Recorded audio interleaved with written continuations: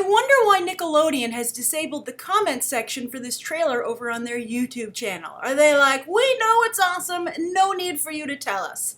But I actually think the real reason they disabled the comments is they don't want to hear everybody asking, when is this going to air? And I think scheduling continues to be the Achilles heel of this fantastic renaissance of television animation. Of course, Young Justice is infamous for the fact that it never really aired consistently or regularly, and we never knew when we were going to be able to find it. And Cartoon Network, of course, has recently buried Beware the Batman at like 3 a.m. I think, and that's because I guess they argue that their audience DVRs these shows. They watch them on demand. Nobody actually watches it when it airs. But I would say that with The Legend of Korra, that is not true. Especially last season, I recall it actually trending on Twitter when an episode would air, which I think is remarkable. It just shows how big this fan base has become.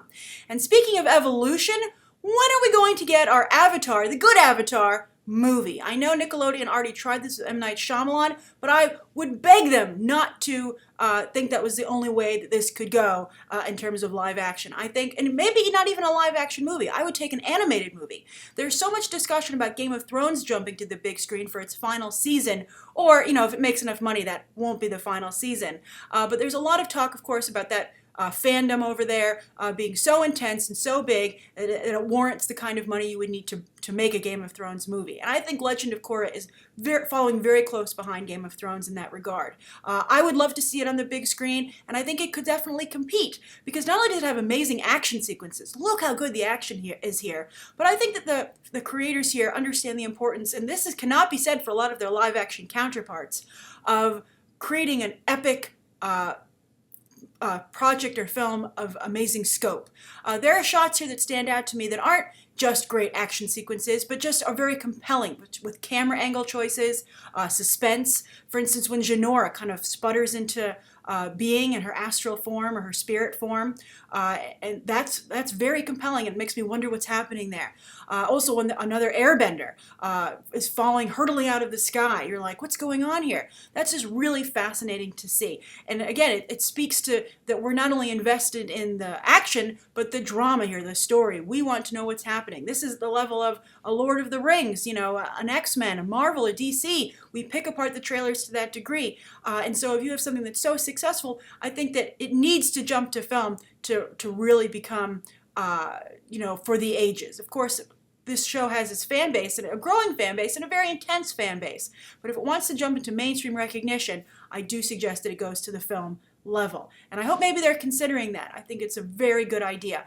Animation or live action. This would be a great chance to have an animated film that plays to the live action audience. You know, of course, in Asia, animated films do quite well and they're considered adult, but that is not the case here in the United States. I know even How to Train Your Dragon 2, which was supposed to be more of an adult animated film, as we're seeing this weekend, is underperforming at the box office, which might scare off Nickelodeon. But please, I'm telling you, Nickelodeon, give it a shot, because you are underestimating your fan base. So who knows when we're going to get this, but when it does air, I think it's clearly going to be amazing. And I think that I will continue to review these episodes over here on Think About the Ink. Never say never.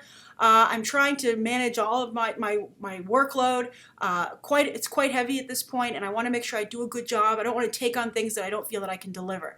But I love Korra. We love watching it together, and I'm going to be watching the episodes anyway, so I'll see what I can do in terms of getting up episode reviews. But for this trailer, now of course the shots stood out, but one thing that also stood out was the appearance of apparently two favored characters that we have not seen yet outside of statue form, and that's Zuko and Toph. I think we're definitely seeing both of them. We definitely saw Zuko in that quick one shot. I'm glad he's still alive. I'm very curious to see what he's been up to, as we all are, and what kind of leader he's become. They've explored a little bit about his growing pains and his new leadership role in the Dark Horse comics, The Promise and The Search, both very good graphic novels. I highly recommend you pick them up. In particular, The Search. The Promise, not quite as good, but The Search, which was all about finding Zuko's mom, was excellent. So I highly recommend that you check that out.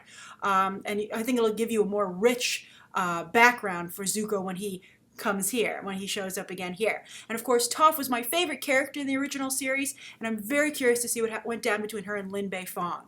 You see them fighting, I think, when Lin Bei Fong was younger, and I'm very curious to see how that relationship developed and what happened. They're both obviously very strong personalities. And Lin Bei Fong is my favorite character in The Legend of Korra, and I was very disappointed with the way she was handled in the second season, book 2. So I'm hoping in book 3 she's redeemed and doesn't go around, with her believing her hapless, clearly crooked detectives instead of the people that gave her back her bending in the first season. So in book 1. So we'll see. But this looks phenomenal to me. I'm happy to see that, just making sure I get all my names right, that Asami has a continued large role and is not sidelined. She's still a fighter. She's helping people train. She seems to have even gotten some moves of her own. I'm very curious as to that, not only this villain with the third eye, which is a very interesting, that region of the face, I guess you could say, has gotten a lot of attention, and of course in season 1 with how it took away the bending, and now of course maybe it's going to, strengthen it here. We'll see something there to that degree. I also think the waterbender with the snake arms was pretty cool. I wonder who that is. I'm very curious. I think the whole show, this was a great trailer in that it really piqued your curiosity, and it really showed that they were going to raise the stakes again. Could Korra get any better? Apparently so. And that they're taking it so seriously, and the creators are very mature in the way they handle this subject matter. And I do feel, again, it's at the level of live action, just like Game of Thrones. We watch episodes of Game of Thrones and we're like, why isn't this a movie? Why aren't movies this good? Why did nobody think of applying, the epicness and the quality and the standards of film to TV before? Well, look at it's happening over in animation. Why can't we see it make the jump? And again, I do stress that if there's ever going to be an animated movie that could perhaps be an action film and have violence and romance and be what we're used to seeing in live action, it's The Legend of Korra. So I'm very excited about this.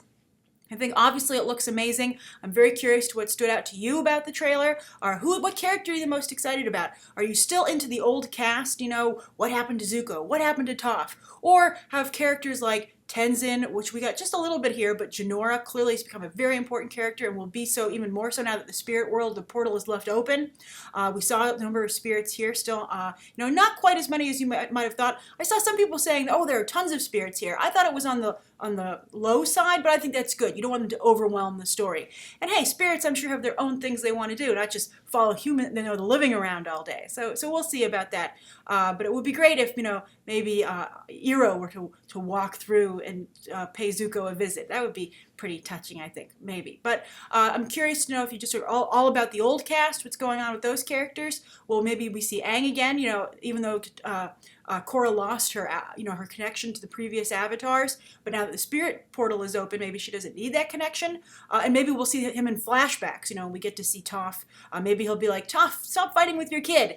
And then, of course, I'm sure maybe perhaps his relationship with Zuko, as we all know from those 2 Dark Horse series, was so crucial and continued. They really became the best of friends, and Aang a trusted advisor to Zuko. I'm sure he might be featured in any flashbacks if they choose to show those. Or are you really into the new cast? We'll see. Hopefully Korra is less annoying this time around, but of course, as I said, Jinora is a major character, and I'm very curious to see, maybe the twins will come back. I really liked the way they were handled, so we'll see. But I'm very happy to see the focus move to Earthbending. It's my favorite of all the bending, as I've said before. It deserves to be front and center for once. I think we focused a little bit too much on waterbending up until this point. Come on, Korra, you're supposed to know all 4. And she, I know she's originally a waterbender, but still, I want my earthbending, and it looks like I'm going to get it. So what did you guys think? Thank you so much to everybody who asked me to review this trailer. I really appreciate that you want to hear my opinion about this show. It means a lot to me, and I couldn't not deliver. So I hope you think that I did. All right, thank you so much for tuning into my review, and you can check out some more episodes soon when the show, if it ever comes back. And we know it's coming back, but who knows when. Probably soon if they release this trailer. All right, bye.